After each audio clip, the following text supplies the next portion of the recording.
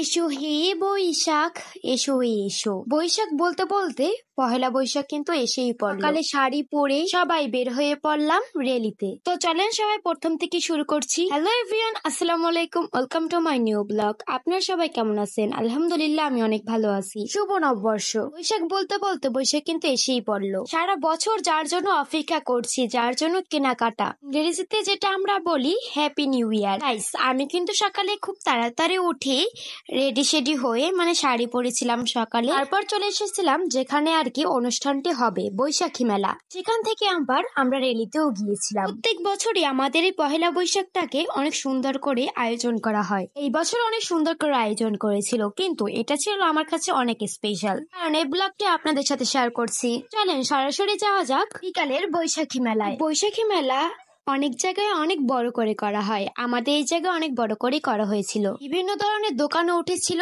আবার নাগরদোলাও এসেছে, আর তার পাশেই ছিল সাংস্কৃতিক অনুষ্ঠানের জন্য আয়োজন। এখানে আবার দাবড়ি ধার দেওয়া বা বিক্রি করার জন্য একজন লোকও এসেছিল।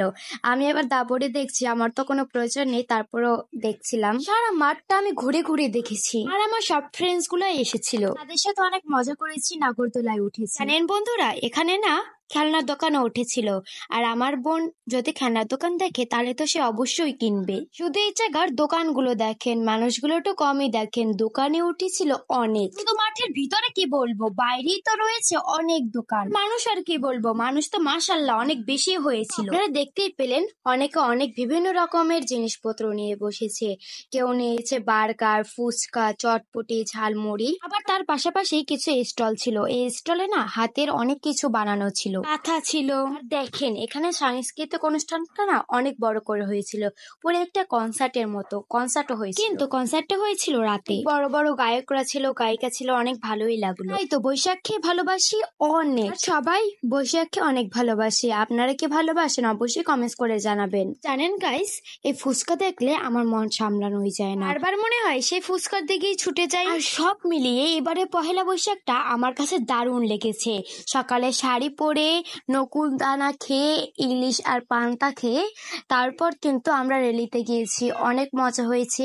তারপর যদি বিকেলে হয় এত সুন্দর একটা মেলার আয়োজন, তার পাশাপাশি সাংস্কৃতিক অনুষ্ঠানের আয়োজন, তাহলে তো আর কিছু দরকারই নেই। বিশেষ করে মেয়েদের জন্য সবাই নতুন নতুন পোশাকে সুন্দর করে সেজে এসেছিল, আমার দেখে মন প্রাণ সব জুড়িয়ে গেল।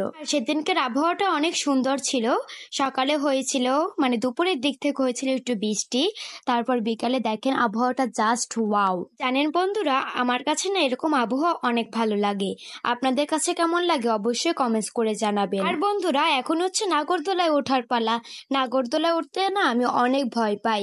এই ছোটগুলোর কথা কি বলবো, বড়গুলো দেখলে না আমি ভয় দৌড়াই। তারপরে সাহস করে উঠলাম, বিসমিল্লাহ বলে যেই উঠেছি দেখেন কত দ্রুত ভাবে তারা ঘুরাচ্ছে, আমার দেখে অনেক ভয় লাগছিল। তো আজ এই পর্যন্তই, সবাই ভালো থাকবেন, সুস্থ থাকবেন, আমার জন্য দোয়া করবেন।